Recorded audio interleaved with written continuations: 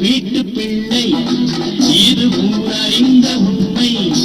நான் செல்லுகிற பாதை பேரறிஞ காட்டும் பாதை